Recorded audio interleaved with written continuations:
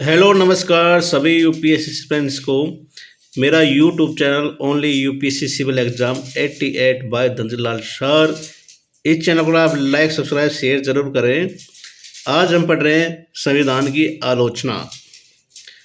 पहले हमने पढ़ा था इससे पहले संविधान की विशेषताएं। आज हम पढ़ रहे हैं दूसरा टॉपिक संविधान की आलोचनाएं।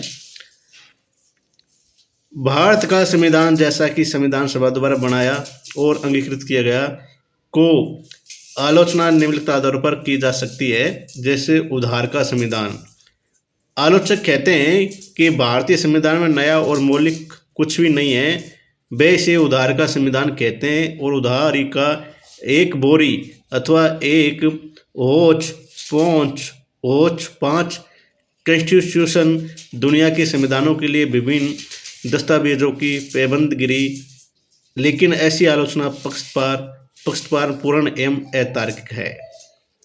उधार का संविधान बताते हैं इसको आलोचक, लेकिन ये आलोचना पक्षपात पूर्ण और अतार्किक है। ऐसा इसलिए कि संविधान बनाने वालों ने अन्य संविधान के आवश्यक संशोधन करके ही भारतीय परिस्थितियों में उनकी उपयुक्तता के आधार पर उनकी कमियों को दरकिनार करके ही स्वीकार किया गया है। उपरोक्त आलोचना का उत्तर देते हुए डॉक्टर B.R. अम्बेडकर ने संविधान सभा में कहा कि कोई पूछ सकता है कि इस घड़ी दुनिया के इतिहास में बनाए गए संविधान में नया कुछ भी हो सकता है। 100 साल से अधिक हो गए हैं जबकि दुनिया का पहला लिखित संविधान बना है, डॉक्टर अम्बेडकर ने बताया। इसका अनुसरण अनेक देशों ने किया और अपने देश के संविधान को लिखित बनाकर उसे छोटा बना लिया है। किसी संविधान का विशेष क्षेत्र क्या होना चाहिए यह पहले ही तय हो चुका है। उसी प्रकार किसी संविधान के मूलभूत तत्वों की जानकारी और मान्यता आज भी पूरी दुनिया में है।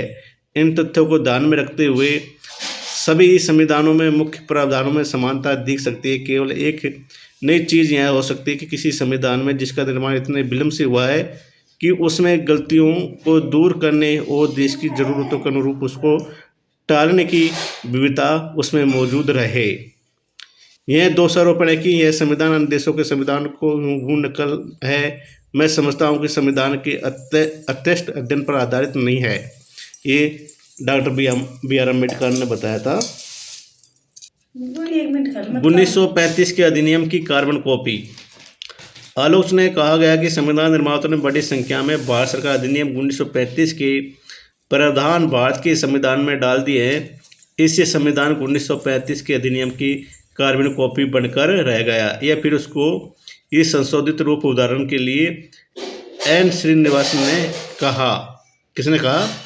एन श्रीनिवासन ने कहा कि भारतीय संविधान भाषा और वस्तु दोनों ही तरह से 1935 के अधिनियम की नकल है। फिर क्या होता है?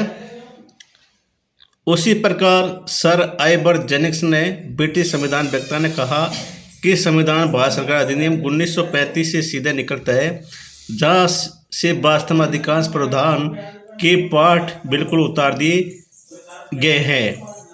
फिर P.R. देशमुख ने संविधान सभा सदस्य ने टिप्पणी की, संविधान अनिवार्यता क्या भारत सरकार अधिनियम 1935 है, बस वयस्क मताधिकार उससे जुड़ गया है। तो ये क्या है? 1935 के अधिनियम की कार्बन कॉपी बताए। ये संविधान की आलोचना की दूसरी विशेषता है।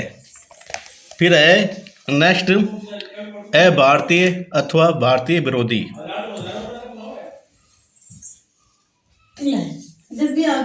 भारतीय अथवा भारतीय विरोधी।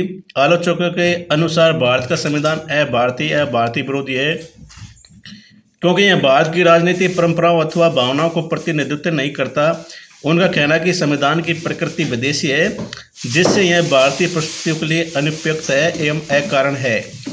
इस संदर्भ में के हनुमुथैया संविधान सभा सदस्य ने टिप्पणी की, हम वीणा या सितार का संगीत चाहते हैं, लेकिन यहाँ हम एक इंग्लिश बैंड का संगीत सुन रहे हैं। ऐसा इसलिए कि हमारे संविधान निर्माता उसी प्रकार से शिक्षित हुए हैं।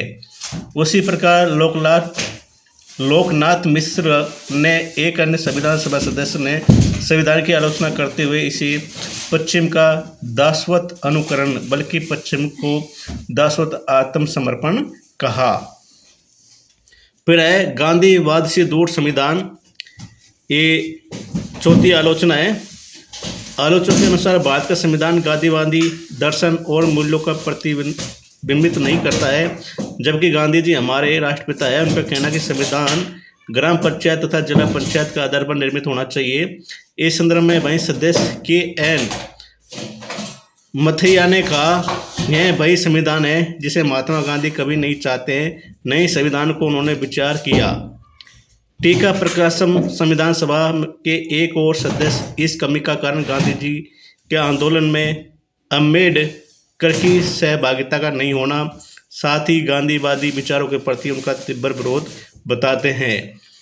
फिर है महाकाय आकार। आलोचक कहते हैं कि भारतीय संविधान बहुत भीमकाय और बड़ा है, जिसमें अनेक अनावश्यक तत्व भी शामिल है। सर आइवर जेनिंग्स एक ब्रिटिश संविधान वक्ता के विचार में जो प्रावधान बाहर से लिए गए हैं उनका चयन बेहतर नहीं है और संविधान सामान्य रूप से कहे तो यह बहुत लंबा और जटिल है।